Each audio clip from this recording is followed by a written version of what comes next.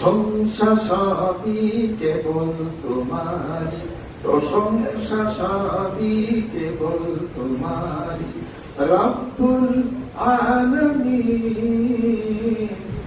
এই যে কথাগুলি, সমস্ত প্রশংসা আল্লাহ তোমার জন্য, সমস্ত করুণা তোমার জন্য, যাহা কিছু সব তোমার জন্য।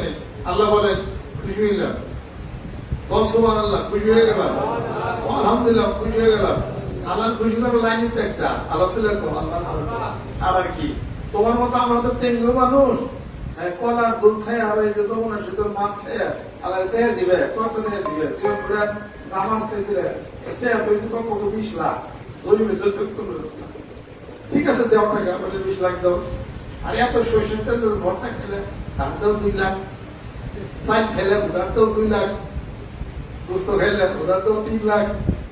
আর চোখে দেখে দেখে খাইলা কিন্তু জমে দেওয়া 50 লাখ। তার মানে কিছু তাই পারতাম।